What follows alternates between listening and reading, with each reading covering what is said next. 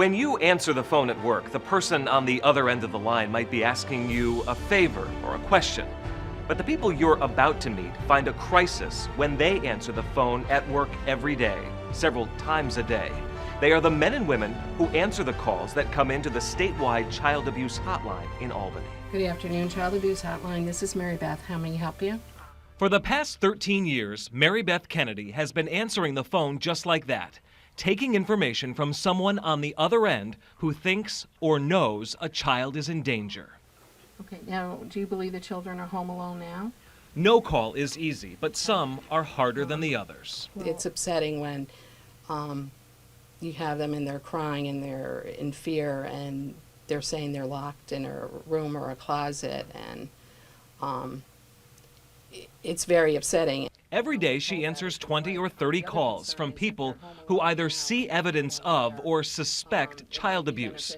When you call 1-800-342-3720, you get the Office of Children and Family Services and a staff member who is trained on everything from the law to decision-making to interviewing. Every time you answer the phone, you're prepared for the worst, and it's you just do your best job possible.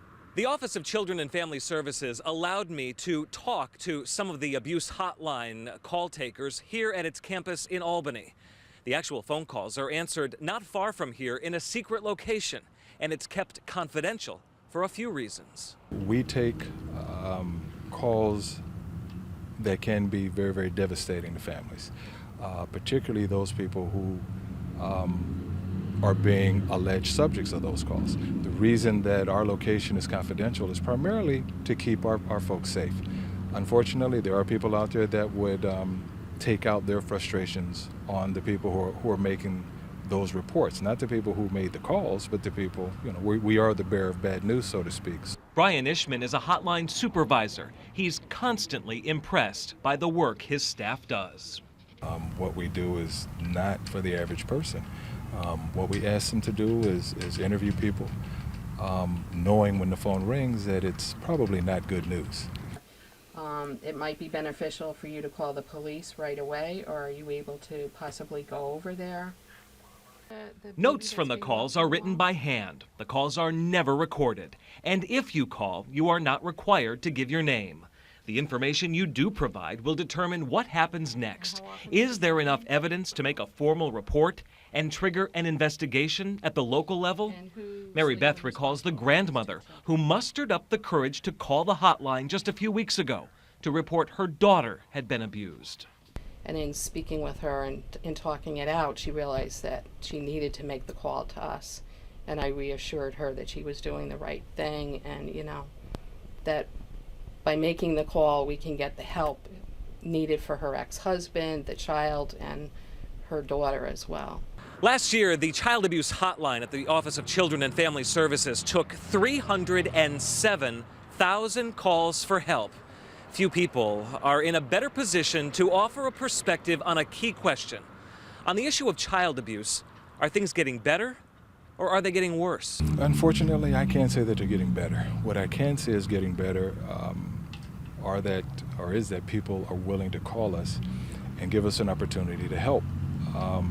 The numbers speak for themselves. They've increased year in and year out. Whether or not abuse itself has increased, I really can't say. What I can say is that people who are willing to call us so that we can address it, that number is increasing, and that's a good sign. You're seeing another generation of abuse and neglect, starting, and it's it has to stop somewhere. And you have to really have empathy for all the parties involved, both alleged subjects, the abusers, because in a lot of cases, that's what they came from, and that's what they know. Most of the calls to the statewide child abuse hotline last for about 30 or 40 minutes. And as tough as their jobs are, the call takers believe the real heroes of the system are the child protective caseworkers who follow up in person on the reports generated from that hotline. According to Department of Justice statistics, a child in America is sexually assaulted every 2 minutes.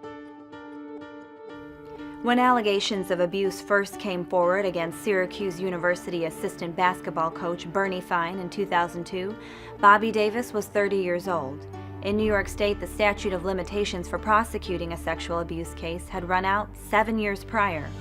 New legislation is in the works that would extend the time frame for victims to file both criminal and civil charges. However, after passing 3 times in the Assembly, that bill has failed to make it through the Senate. Sponsors of the bill are hoping that the 4th time is the charm. Because of my personal experience, I feel that the current law does not protect the victim, but instead protects the abuser. Children need to know we have their back.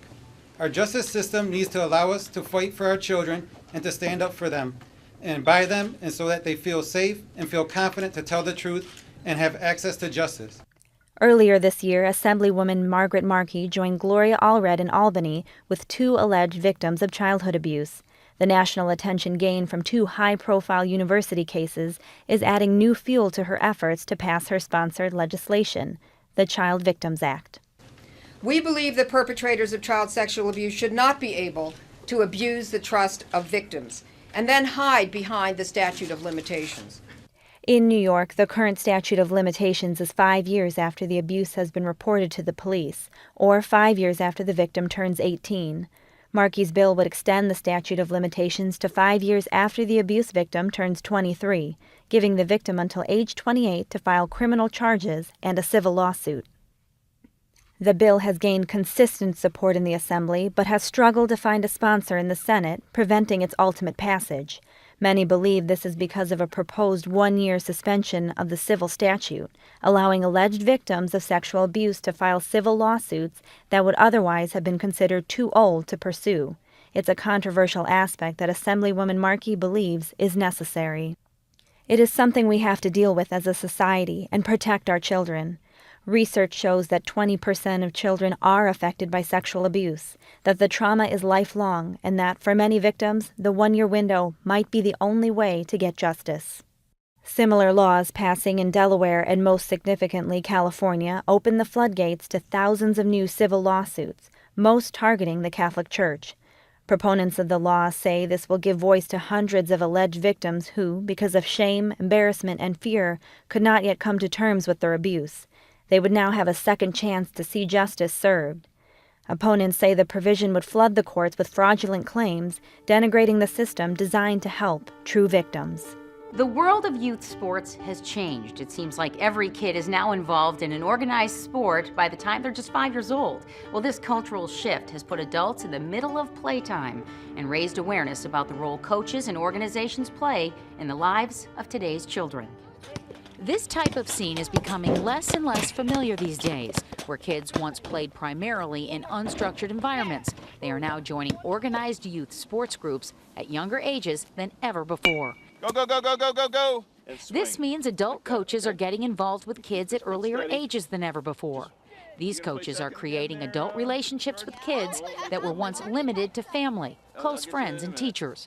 Much of the time, parents are not personally familiar with the coach. It's a situation that can set off many alarms and can be conducive to a child predator's motives.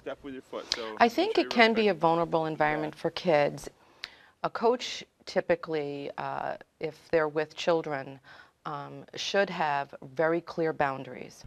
If there are no boundaries in place, it becomes easier for a predator to groom potential victims. Grooming in the mind of a predator takes on the form of manipulation. So it's really mind manipulation of the child, but also manipulation of the environment. He is going to make sure that other people on the team, other parents of kids that are on the team, other coaches, see him as a good guy, see him as the guy that's really just trying to help kids.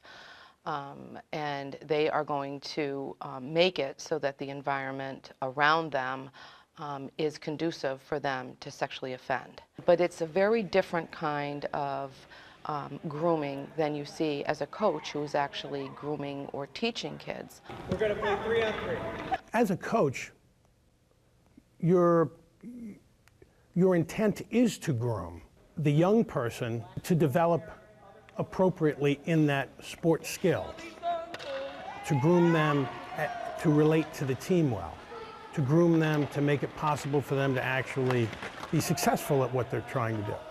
That's a process. The dangerous side of this is that grooming also, to a predator, means that what they're trying to do is make a child comfortable to spend time with them. By making people aware of that, you create a better barrier, a stronger barrier between the adult and the child. Tim Donovan is the director of the SUNY Youth Sports Institute. The institute operates out of SUNY campuses across New York State, with headquarters located at SUNY Cortland. Since 2008, they have certified over 12,000 youth athletic coaches. It's a program that aims to assist local communities, create sustainable positive sports environments through comprehensive training of non-school coaches. The expectations that parents have when they put their child into a youth sports program, they expect it to be competitive. They expect that their child will be treated fairly, and they expect that it will be safe. So we take that list of expectations and we try to educate coaches about those expectations. And while education is good, vigilance is encouraged. Background checks for all volunteer coaches has become the norm for youth athletic associations. A background check is a good thing to have. You really should have it because that's sort of like the minimum threshold. But as far as, am I afraid, are we going to lose coaches because of background checks? If someone doesn't want to get a background check, I probably don't want them coaching. We can't really use just a background check as a means to really set a standard for us in terms of making sure our children are safe. I think that we also have to set up very clear boundaries. What are the rules as a coach about what you can do and what you cannot do with kids? And the SUNY Youth Sports Institute is doing just that by recommending child protection guidelines to all youth athletic boards. The conditions that have come together that have brought so many adults in the middle of playtime have created the need for far closer standards and far better standards. In response, we've created a position for every organized youth sports board, and it's called the Coordinator of Child Protection Standards and Practices. That person would get best practices, would get trained in the New York State Ed program on identifying child abuse. They would become expert at this. What we really want to do is we want to change the calculus. We want to make it very uncomfortable for dangerous people to be around our children.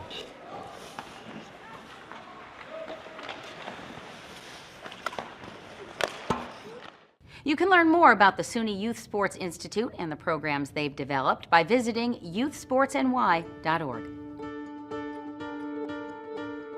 In New York in 2010, 114 children died as a result of abuse or neglect.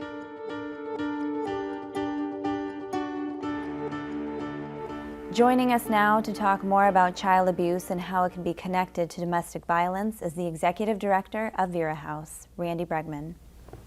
Randy, thank you so much for joining us. We need to know more about how child abuse can be triggered by a domestic violence dispute. Is growing up in a house that is having constant problems, is that going to affect a child in a way that it's going to start spreading from there? Well, I think there's a number of ways to answer that question. One thing is that when one parent is being abusive to the other parent, that is a form of child abuse. Because they're experiencing it, Child witnesses are hiding under the bed, they're curled up in the closet, they're living in fear, they're trying to sometimes protect the parent who's being hurt. Other times they're trying to call 911. We did a survey once of some of the children we were seeing in a group at Vera House for witnesses, and more than half those kids had called 911 to try and get help in their home. So there's clearly an impact. Also, many times someone who acts abusively toward a partner, we view that as being viewed on using power and control, and sometimes that extends to violence. You can be controlling by verbal attacks, by physical attacks. If you're going to use that kind of violence and abuse toward your partner, you're often going to use that same violence and abuse toward your child. And one of the reasons that back in 2005, Vera House and the Rape Crisis Center merged is because we recognized how often we were seeing the same families. They may come in the door of Vera House because they identified the partner violence as being the first priority, or they may have identified the sexual assault, either of an adult or a child, that led them to the doors of the Rape Crisis Center. So we see the issues as very much connected. When somebody is not able to make good choices about people they're in relationship with, that often affects both the adults and the children in the home. When you say you're seeing the same families over and over again, do you tend to see a child later in its life who maybe came to you in a situation where they were being abused or they were witnessing a parent being abused? Do you later see them somewhere down the road, maybe being involved in a domestic dispute or sexual violence at that point of their own, now that they're in their adult life? I think there are many survivors who end up being re-victimized over the course of their adult life. There are some who never are re-victimized. People have different life experiences resulting from abuse, but it's common that someone who was victimized as a child, who was put down, made to feel ashamed, vulnerable, afraid, may end up in situations where somebody targets that same vulnerability again. Kind of turns into a cycle. Right, but we also know that sometimes we think if a perpetrator of violence grew up in a home with violence or sexual abuse, then that means that there's an absolute one-to-one link. And I think it's really important for us to know that most people who grow up in an abusive home do not go on to be abusive. Probably 2/3 of people who grow up with abuse make a choice to keep those around them safe. And that's a really important thing for us to recognize. In all of your experience at Vera House and all the situations that you have seen or heard of from everyone that's there, in your opinion, why do you think child abuse happens, and why do you think it's in a correlation with domestic violence of the adults in the house? I think there's a number of things that contribute, but one is if people have the belief system that they have a right to use their power over other people, physically, sexually, emotionally, and our society supports that belief system in many ways, we create kind of a permission for that as a community. And I think we need to start to take a stand and say, no one ever deserves to be abused, and we're all willing to be empowered bystanders, to stand up and say to our family member or friend or neighbor, I'm concerned about the way you talk to your partner or your child. Can we take a minute and think about this differently? We should do probably a lot more to talk about how to give parents the skills to make safe choices for their children. We should talk more about sexual abuse happening generally by somebody that we thought we could know and trust, not by the stranger danger that we're all much more comfortable talking about. So I think a number of those things come together to create community tolerance for behaviors that lead to abuse and violence. What type of services are there for child abuse victims that it's happening right away, they're in the hospital? What type of service can Vera House give? We have advocates that respond to the hospital for a victim of sexual abuse or sexual assault 24 hours a day. So we'll have an advocate there to meet with them and their family members, provide any support that they may need, help to get crime victims compensation, to move through the legal system. And then we have therapists who work specifically with children and their families to heal from sexual abuse. We provide groups for young children, for teenagers, for children in between those ages, and we also provide a lot of family support. We work with the parents to help them provide the support that's needed for their kids, as well as working directly with the children. We do that in partnership with McMahon Ryan, so that we have therapists and they have therapists. They meet together as a clinical team once a week so that everybody's able to share their experience together and ensure we're providing the best possible service to the children in our community. Randy Bregman, Executive Director of Vera House, thank you. Thank you. It is estimated that only 10% of child sex abuse cases are ever reported.